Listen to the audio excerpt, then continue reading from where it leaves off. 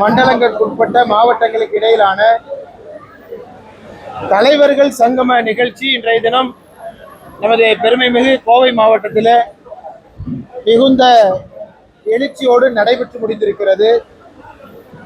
இந்த கூட்டத்திற்கு எஸ்டிபி கட்சியினுடைய அகில இந்திய தலைவர் மரியாதைக்குரிய எம்.கே. ஃபைசி அவர்களும், அகில இந்திய பொதுச் செயலாளரும் தமிழ்நாட்டுடைய பொறுப்பாளருமான மரியாதைக்குரிய அப்துல் மஜீத் ஃபைசி ஆகிய இருவரும் இந்த நிகழ்ச்சிக்கு சிறப்பு அழைப்பாளர்களாக கலந்து கொண்டு கட்சியினுடைய எதிர்கால திட்டங்கள், கட்சியினுடைய செயல்பாடுகள், கட்சியினுடைய இதர விஷயங்கள் குறித்து இங்கே தீவிரமாக நாங்கள் விவாதித்திருக்கிறோம். இந்த கூட்டத்திற்கு வருகை தந்திருக்கிற எனது பாசத்திற்குரிய கோவை ஊடக நண்பர்களை இந்த தலைவர்கள் சங்கம நிகழ்விற்கு வருக வருகவென உங்களை ஆரம்பமாக நான் வரவேற்றுக் கொள்கிறேன்.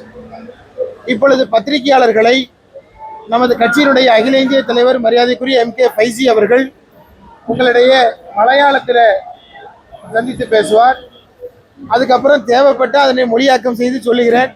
இல்லை என்றால் தமிழ்நாடு சம்பந்தமாக 8 விதமான தீர்மானங்களை இந்த கூட்டம் நிறைவேற்றிருக்கிறது.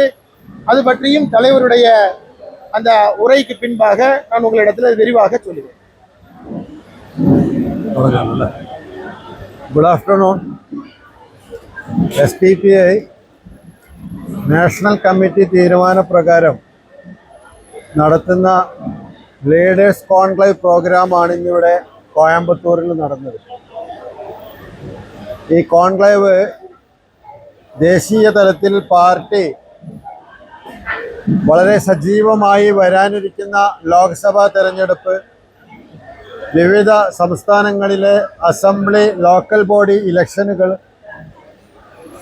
ഇത്തരം ഇലക്ഷനുകളിൽ പാർട്ടി വളരെ സജീവമായി മത്സരിക്കുകയും ഇടപെടുകയും ചെയ്യേണ്ടതിൻ്റെ ആവശ്യകതയും, അതോടൊപ്പം BJP സർക്കാർ ദേശീയ തലത്തിൽ നടത്തിക്കൊണ്ടിരിക്കുന്ന തീരുമാനങ്ങൾ, ആ തീരുമാനങ്ങളിലെ ഭരണഘടനാ വിരുദ്ധമായ, ന്യൂനപക്ഷ വിരുദ്ധമായ കാര്യങ്ങൾക്കെതിരെ ശക്തമായ സമരപരിപാടികൾ രാജ്യത്ത് നടത്തിക്കൊണ്ടിരിക്കുന്നുണ്ട്.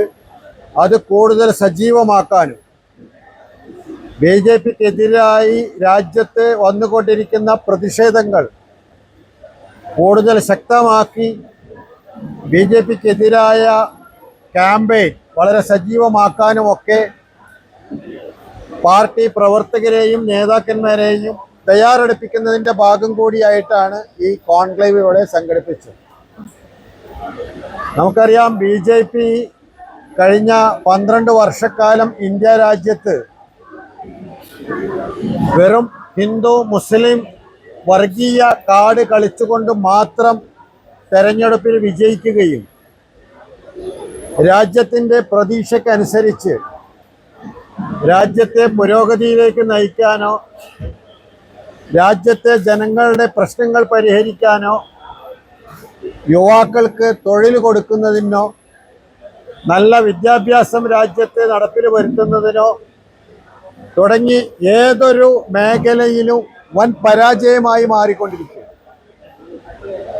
BJP ഏതെങ്കിലും ഒരു മേഖലയിൽ വിജയമാണ് എന്ന് പറയാൻ BJPക്ക് പോലും സാധിക്കാത്ത വിധം പരാജയപ്പെട്ടിരിക്കുകയാണ്. അത് ഡിപ്ലോമസി ആയാലും ശരി, സെക്യൂരിറ്റി ആയാലും ശരി, ഫിനാൻഷ്യൽ ഇഷ്യൂ ആയാലും ശരി, ഡെവലപ്മെൻറ്റ് ഇഷ്യൂ ആയാലും, എഡ്യൂക്കേഷൻ, എല്ലാ മേഖലയിലും BJP പരാജയപ്പെട്ട് മുന്നോട്ട് പോകുമ്പോഴും അവർ വർഗീയ കാർഡ് ഇളക്കി ഹിന്ദു മുസ്ലിം കാർഡ് കളിച്ച് ഇലക്ഷനിൽ വിജയിച്ചു വരികയാണ്.